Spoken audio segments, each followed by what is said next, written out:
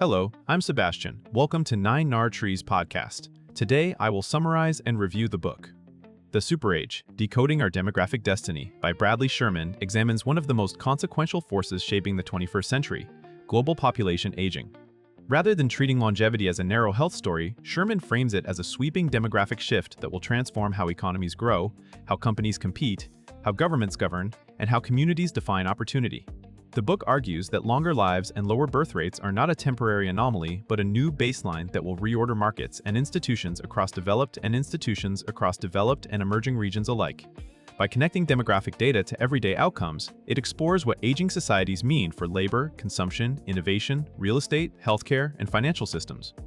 It also challenges assumptions that older populations inevitably cause decline, emphasizing that new products, services, and policies can convert demographic change into an engine for resilience and prosperity. The result is a forward-looking guide for leaders, investors, and citizens trying to understand what comes next. I will give you key takeaways from this book. Firstly, the rise of the super age and why demographics drive destiny. A central theme is that population aging is a structural shift with predictable momentum, not a trend that can be reversed quickly. The book highlights how declining fertility, rising life expectancy, and changing family structures combine to increase the share of older adults across many countries. This shift matters because demographics influence nearly every macro outcome: the size of the workforce, the number of consumers, tax revenue, and demand for public services. Schurman focuses on the idea that leaders often underestimate the power of demographic math, treating aging as a social issue rather than a foundational constraint and opportunity. The discussion connects the concept of the super age to practical implications: more multi-generational households, longer working lives, and new expectations around education, career transitions, and retirement. It also underscores the unevenness of the transition, with some countries aging rapidly while others remain relatively young, creating new global imbalances and strategic tensions. By decoding how age structure changes over time, the book encourages readers to think in decades, anticipate second-order effects, and view longevity as a defining context for policy, business strategy, and personal planning. Secondly, economic growth, labor markets, and the productivity imperative. Another major topic is how aging reshapes economic growth through labor supply, savings patterns, and productivity. As the share of working-age people shrinks in many places, economies can face slower headline growth unless they offset it with higher productivity, greater labor force participation, or immigration. The book explores how longer lives challenge conventional retirement timelines and create incentives to redesign careers, benefits, and workplace practices. It emphasizes that older workers are not simply a cost center. They represent skills, reliability, and institutional knowledge, but they may need reskilling and more flexible job structures. Schurman also connects demographics to capital allocation. Aging societies may shift investment toward income stability, healthcare, and services, while governments face mounting fiscal pressure from pensions and medical spending. This mix can produce policy dilemmas, including how to fund social programs without suppressing innovation. The book pushes readers to focus on adaptability. Firms can tap wider talent pools, redesign roles for longevity, and invest in technologies that augment human labor. The overarching message is that the winners in the super age will treat productivity and participation as strategic priorities rather than assuming growth will come automatically from population expansion. Thirdly, the longevity economy and how consumer markets will be reinvented. The book devotes attention to the changing shape of demand as older cohorts become a larger share of consumers. This is not only about healthcare or retirement products, it is about mainstream markets being redesigned around convenience, accessibility, trust, and long-term value. Schurman frames this as a longevity economy in which spending power increasingly concentrates among older adults, often with more complex needs and higher expectations for service. Companies that rely on youth-driven branding may miss the fact that many older consumers are digitally engaged, financially influential, and eager for products that support active living. The topic covers how industries such as housing, transportation, travel, financial services, and consumer technology must innovate for longer lifespans and multi-stage lives. It also highlights that aging can amplify demand for solutions that reduce friction, support caregiving, and maintain independence at home. Importantly, the book treats the longevity economy as an opportunity for growth rather than a zero-sum redistribution. Organizations that understand segmentation within older demographics, avoid stereotypes, and design for usability can build durable advantages. The broader argument is that demographic change will reward businesses that align product design, customer experience, and marketing with a world where longevity is normal. Fourthly, healthcare, caregiving, and the transformation of social infrastructure.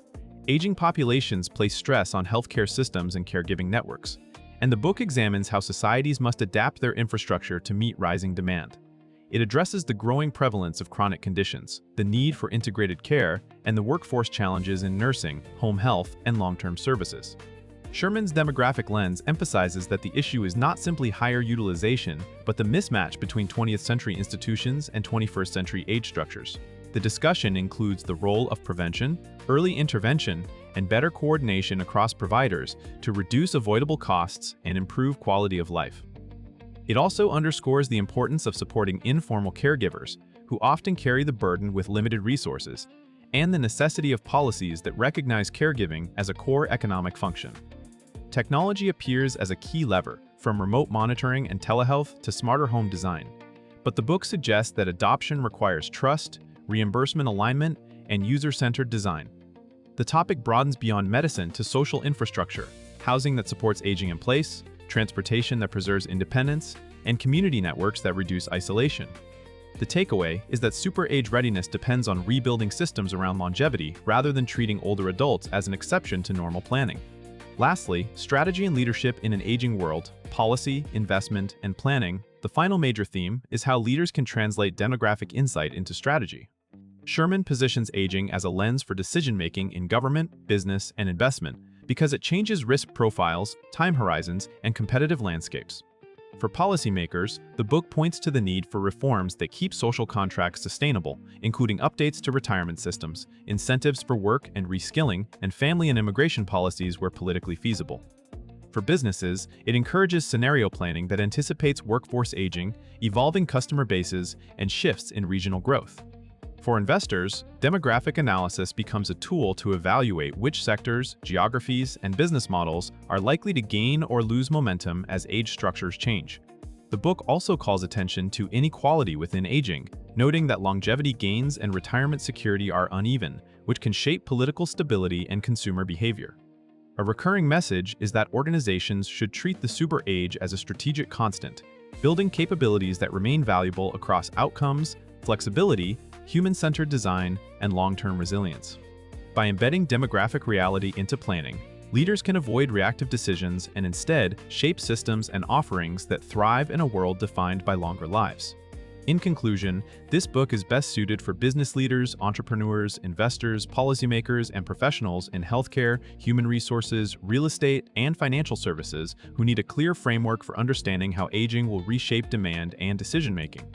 It also fits curious readers who sense that longevity is changing society but want a disciplined way to connect demographic data to practical outcomes. The life benefit comes from learning to think ahead. Readers can better plan careers in a world of longer working lives, anticipate shifts in housing and family structures, and recognize where opportunities and risks will emerge as populations age. Compared to many books that focus narrowly on retirement planning or healthcare costs, The Super Age stands out by treating demographics as a strategic operating system for the entire economy. Its value is in showing how the same forces that strain budgets can also fuel innovation, new markets, and better designed communities when leaders adapt early.